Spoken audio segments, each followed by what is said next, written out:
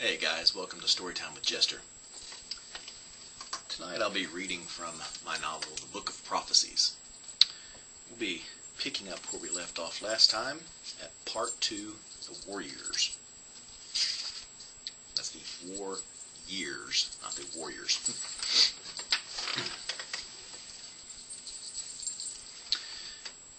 The fortress's inhabitants were quickly losing the battle to the foreign invaders. They were no match for the magic that was being thrown at them from all sides. Their mistress, foreseeing the eventual downfall of her mountain lair, retreated to her chambers with her paramour by her side. As their forces were being cut down, they made plans for an escape. "Make good your escape to the stronghold in the Vresels," said the raven-haired beauty. "They will follow you there. When they do, crush them." She quickly gathered some items and put them in a sack. She was reaching for a pair of tomes when the door to her chambers exploded in a hail of splinters. As the intruders poured into the room, magical death in the form of black missiles streaked from her fingertips, cutting down the first half-dozen interlopers.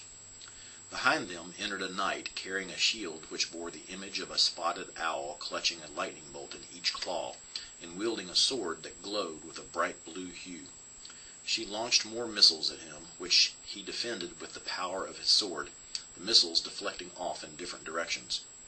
With this she snapped her fingers and vanished. As the knight and his men approached her paramour, they were frozen in time but with a wave of his hand. He then reached down, scooped up the 2 tomes she had left behind, and disappeared. Seconds later, time was restored, and the warriors found themselves in the room alone. The knight ordered his men to search the room. As they were doing so, another soldier entered and reported in. "My lord, you might want to see this," the soldier said. Leaving his men to search the chamber, the knight followed. The soldier led him down to the dungeons where half a dozen knights stood guard waiting for their liege to arrive. The dungeon had about 24 cells, all occupied. As the knight surveyed the prisoners, he noticed they seemed void of their senses. Whatever they once were, their time here had rendered them a bunch of drooling, babbling idiots. "My lord," a guard interrupted, "we found these." The guard handed the knight 2 large tomes.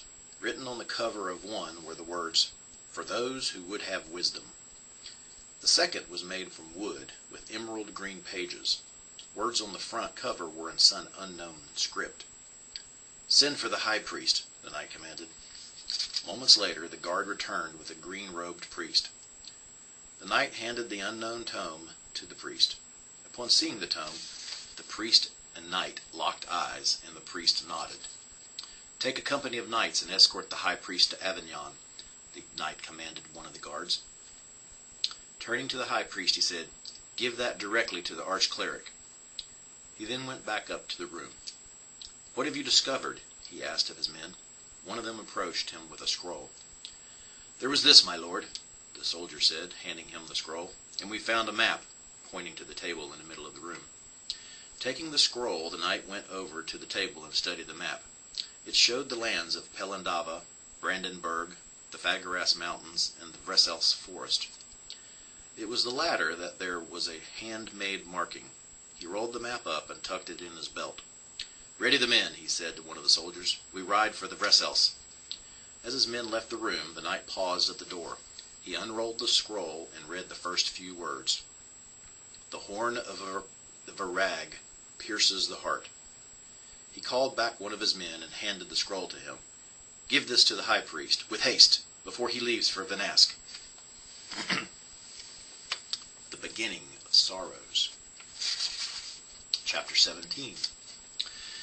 In a small inn outside of Sanctuary, Andor waited his comrades.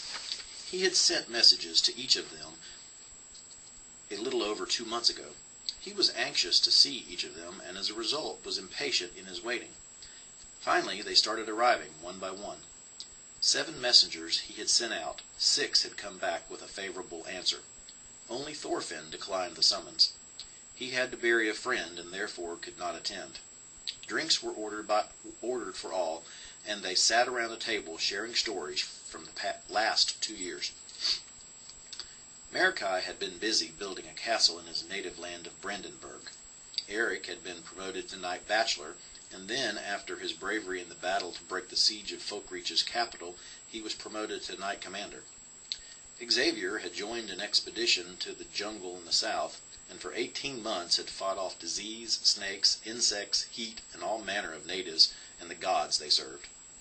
Indeed, it seemed to have taken a toll on the young wizard, as there was a notable change in him. He had started construction on the Mage's Tower in his homeland of Marladron, and by the end of the expedition it had been completed.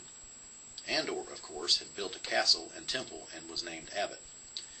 Jovan had built a keep at the edge of the gnarled woods, and in the telling was content to stop his tale there, but his friend and companion Kelwyn would not let his humility silence his and the little gnome's deeds.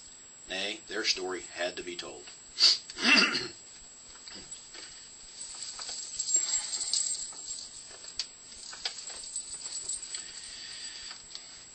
Jovan and Kelwyn were transporting a dwarven relic from the gnarled woods to the dwarves in the Radomir. Their path would take them through the elven kingdom of Valana and its capital city of Luad, which also happened to be where Kelwyn was from. Jovan had never actually visited Luad before, and as the elven capital came into view, he let out a gasp of wonderment. Never before had his eyes seen such beauty.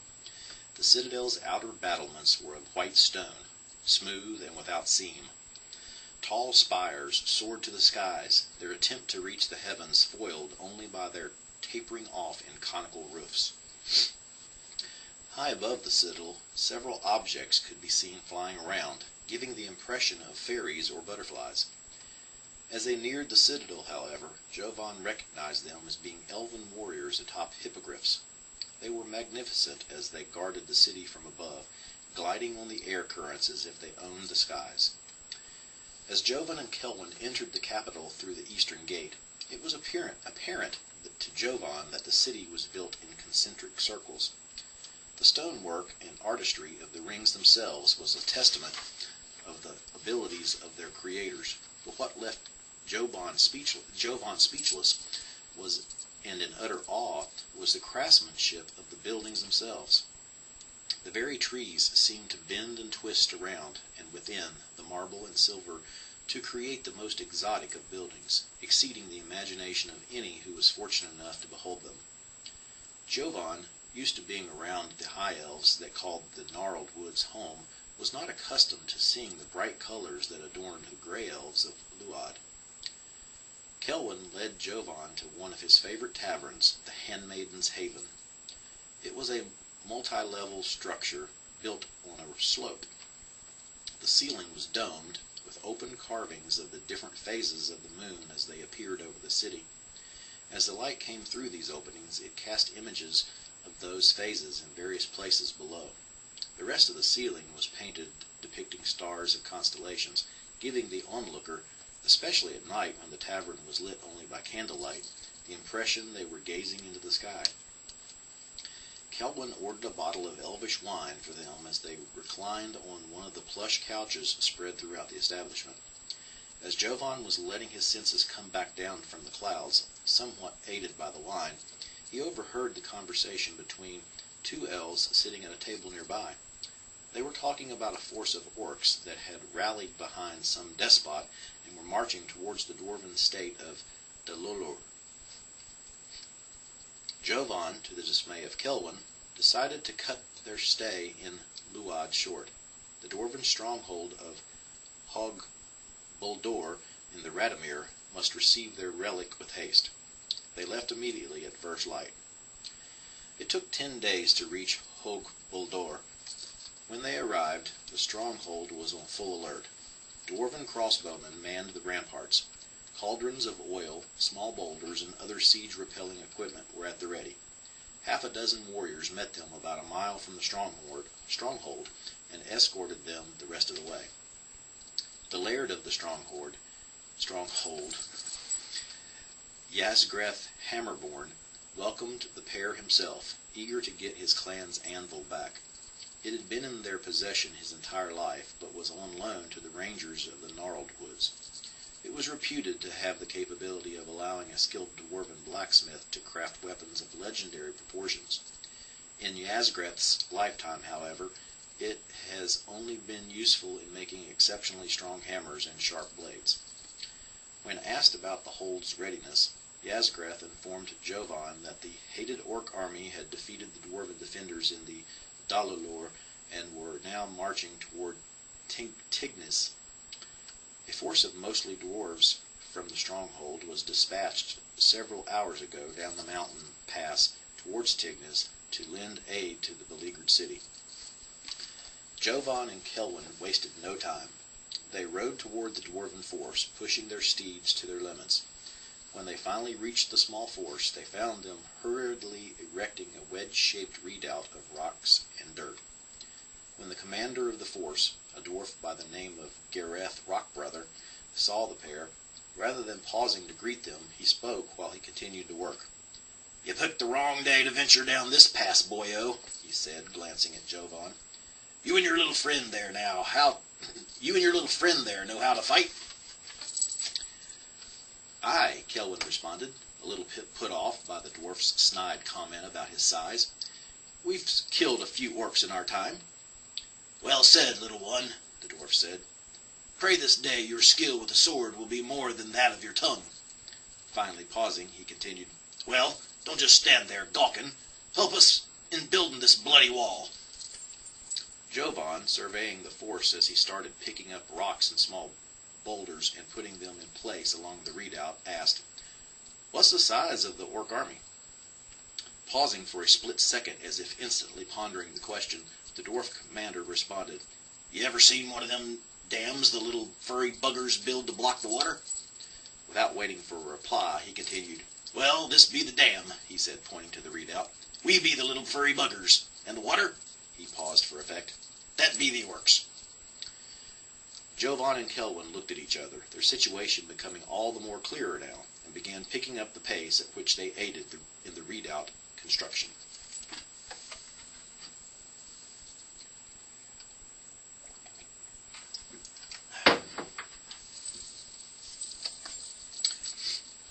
Finally, at around dusk, the barricade was completed. "When do you think they will get here?" Jovan asked the commander. He had just finished giving instructions to two elves, handing them scrolls and sending them out.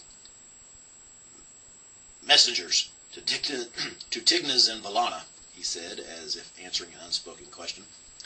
"They're already here," responding to the actual question posed to him. "Have been for some time now. Cowardly bunch they are. They outnumber us 10-1, but still they cower, waiting for darkness before they will attack. Fine by me. Gives my men time to rest and prepare for the bastards." The dwarves, armed with spears and awl-pikes, set up a gauntlet along the edge of the redoubt. The idea was to have those with the pikes on the flanks, forcing the enemy to the center. Those with spears would form a wedge of their own. Being protected by their shields, they would get in a tight formation, creating a shield wall, thrusting their spears in the exposed and trapped enemy, while the elven archers and gnome slingers alternated between picking off those that appeared over the redoubt and arcing their shots up and over the redoubt into the waiting enemy. The humans, being hampered by their inability to see in the dark, would provide shield protection against any hail of arrows from enemy archers. Just as the dwarven commander had surmised, the attack came in the middle of the night. The orcs poured over the pass and up the redoubt like a swarm of sewer rats over a mound of garbage. The dwarven tactics were sound, not only in their conception but also in their execution. The orcs, blind at first by their bloodlust, rushed head-on into the wall of pikes in an effort to break the dwarven line. After suffering enormous losses, they reacted as expected and began funneling towards the center. Any who managed to breach the top were picked off by the elves and gnomes, or skewered by the dwarven spearmen. Those forced to wait in line were reduced significantly in number by a hail of arrows from the bows of the elven archers. The dwarven force was not without its casualties, but they paled in comparison to the heavy losses the orcs were suffering. The battle raged on all night, as wave after wave of orcs came crashing into the redoubt like waves onto a shore during a storm at high tide. When the first rays of the sun bore their light upon the battlefield, the orcs retreated. What the sun revealed, especially to those challenged by the dark, was nothing but pure carnage. During the night, the redoubt had all but doubled in size, due solely to the bodies of the humanoid army. Fatigued and battle-weary, rather than letting his warriors rest, Gareth Rockbrother ordered 2 more barricades built. Although they won that first battle decisively, his force had dwindled considerably, and they would need somewhere to fall back to in the event they could not hold their present position. The priests in their company had been praying all night and throughout the morning, when not attending to the wounded and dying, that reinforcements would arrive soon, that the messengers found safe passage to their destinations, and that they would win the day and the days to come. Over the next several days, the brave defenders battled the orcish onslaught. When the archers ran out of arrows, they drew swords and entered the fray. When pike and spear broke, or the enemy approached close enough to make them virtually useless, axe and hammer were brought to bear. By the 3rd day, the battle became one mass melee, the dwarves retreating finally to the last redoubt. Rather than surrounding the little force and slowly moving in for the kill, the orcs had stirred themselves into a blood frenzy and attacked as a crazed pack of wolves. One by one, the heroic force was picked off. When their number had dwindled to less than 40, help finally arrived. The small army that came was made up of elves and dwarves. The elvish commander, upon seeing the remnants of Rockbrother's force fighting for their lives, ordered a charge. The cavalry broke the orcish force and scattered them, saving the lives of those brave souls who remained. After spending a week resting and healing in Hogbuldor, Jovan and Kelwyn made their return journey home. They stopped by the Handmaiden's Haven for another bottle of elvish wine and some well-deserved recreation.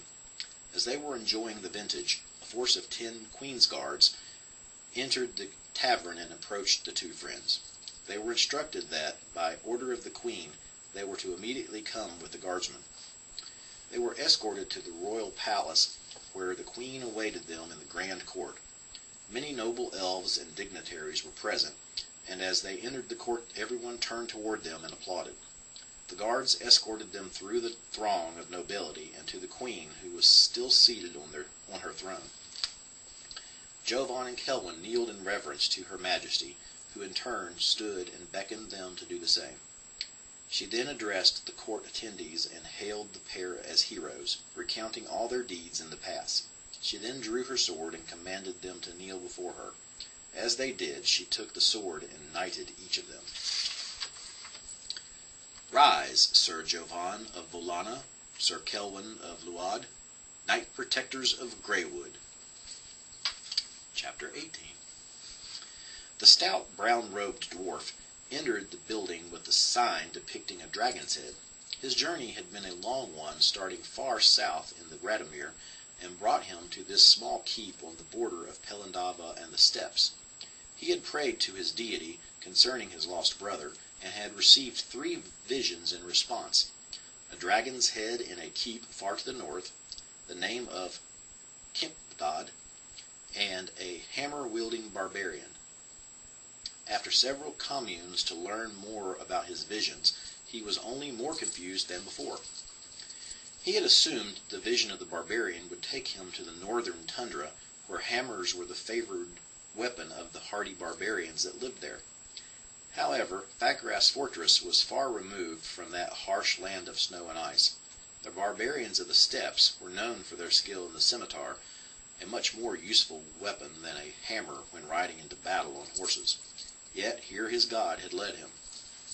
When he entered the Dragon's Head Inn, it was sparsely populated.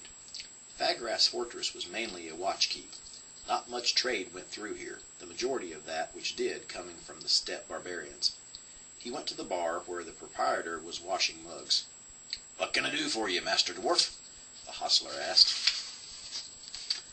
"I'll take a pint of goat's milk," the dwarf responded. "And how fare thee this fine day?"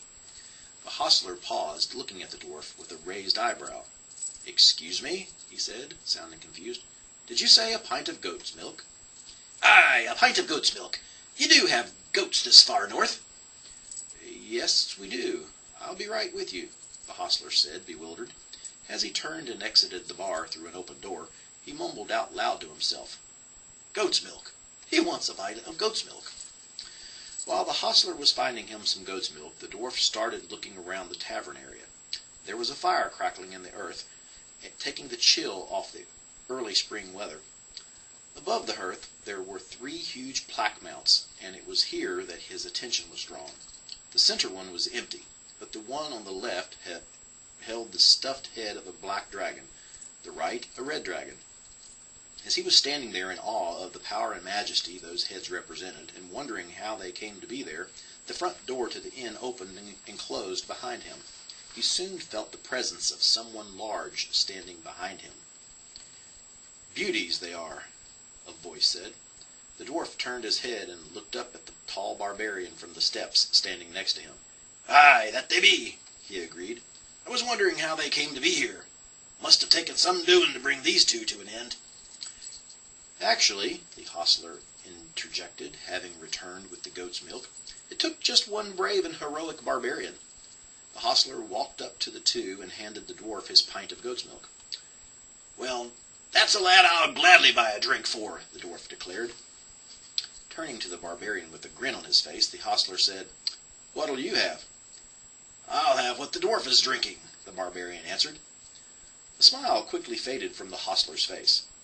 "What the dwarf is drinking?" he asked, not sure he had heard correctly. "Yes, and be quick, friend. I feel a toast is in order."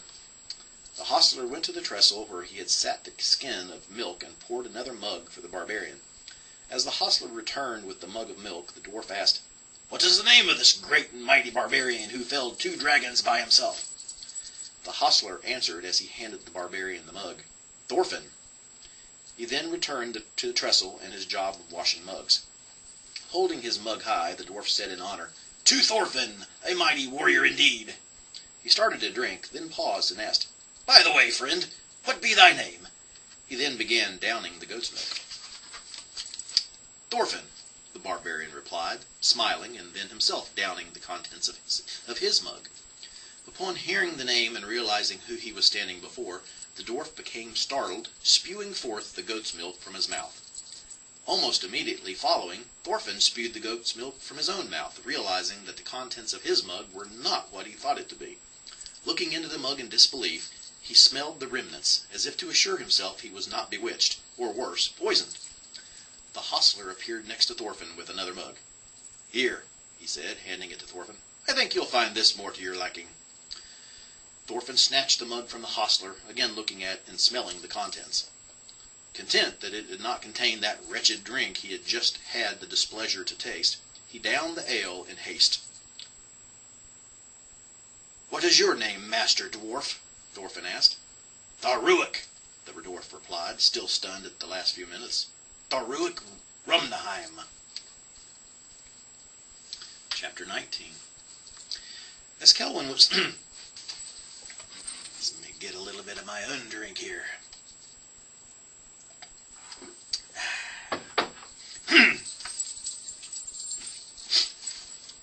As Kelwin was finishing his story, a storm arose outside. Rain began beating down on the roof of the inn in torrential sheets. Strong winds battered the inn from all sides, putting to test the strength of the timbers which held the inn together. A shutter flew open, banging against the sill under it was restrained. A shutter flew open, banging against the sill, until it was restrained by the innkeeper. "Looks like we'll be spending the night here, boys," Hawkeye said, draining his mug of ale. "Hostler, another round of drinks for all." As he slammed his empty mug down on the table in jubilant declaration, the door to the inn blew open and slammed against the wall. The wind from the storm burst through the open door, extinguishing all the light sources save that of the fire in the hearth and 2 torches at the back of the inn. Through the doorway the tempest raged. Wind and rain blowed into the inn. Suddenly a flash of lightning revealed the silhouette of a cloaked figure standing in the doorway. The figure pointed the staff it carried at the surprised group. Suddenly the room exploded in a ball of fire, the force throwing everyone to the floor, the flames igniting combustibles in the radius of the blast. The dark figure entered the room and quickly surveyed the destruction, seeing the singed bodies of his foes strewn about. Behind him stepped a large man holding 2 giant spiders at bay on leashes. 2 other fighters rushed into the inn, weapons drawn.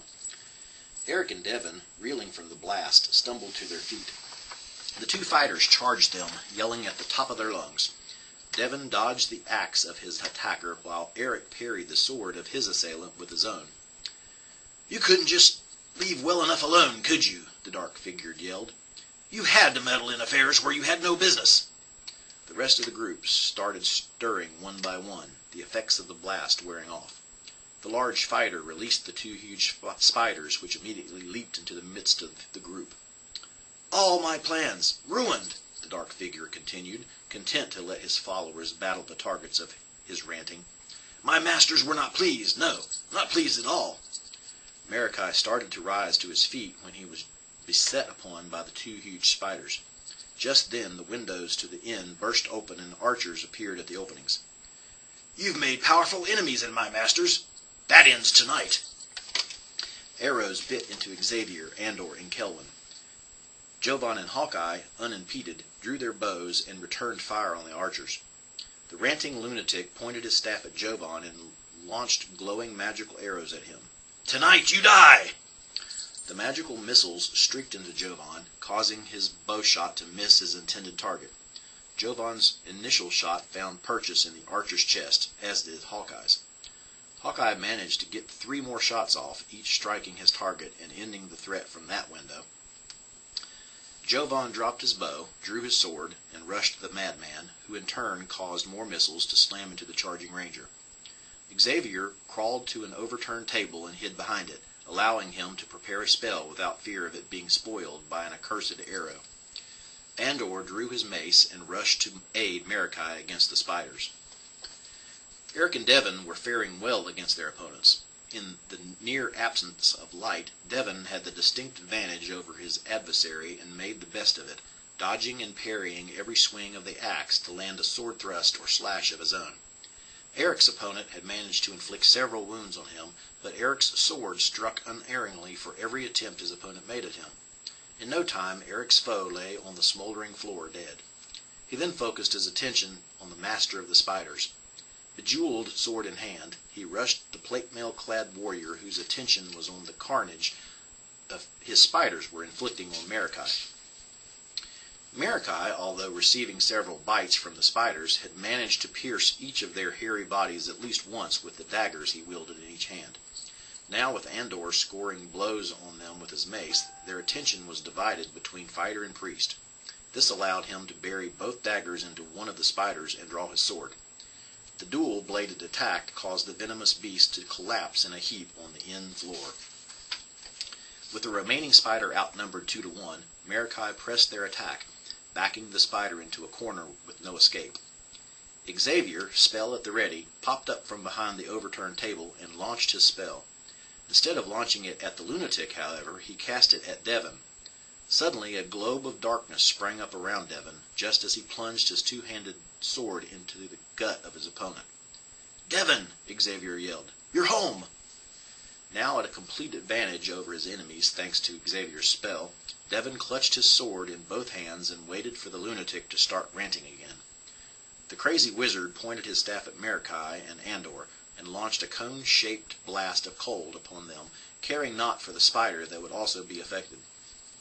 "Feel the icy sting of death as it clutches your very soul!" he screamed at them. That was the sound Devin needed as he moved deliberately at the wizard, enveloping him in the darkness that was Devin's every waking moment. Devin could hear the heavy breathing of the crazed wizard, the result of his state of rage at the group he vowed to destroy at all costs. That vow would be his undoing, costing him his own life as Devin swung his mighty sword, cutting off the source of the endless rants.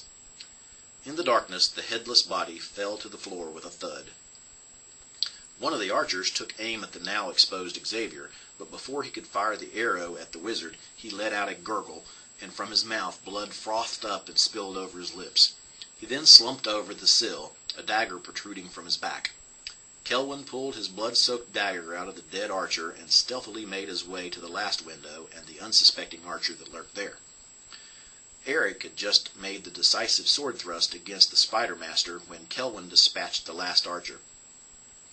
After making sure they were no longer being assaulted, Eric sent Jovan and Hawkeye outside to secure any other possible threat. When they made their way back to the door of the inn, they saw two men lying on the ground tied up with the same rope and throats cut. Inside the inn, Andor went to work healing the wounds of everyone. He started with Marikai, neutralizing any potential poison injected into his system by the bites of the spiders. Looking around, they found the body of the innkeeper, dead from the burns suffered by the fireball.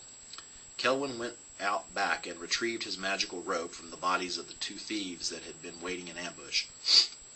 After searching the bodies of the hit squad, they found papers speaking of lands to the west and of a seer that lived in the capital city of Hawkeye's homeland of Sternreich.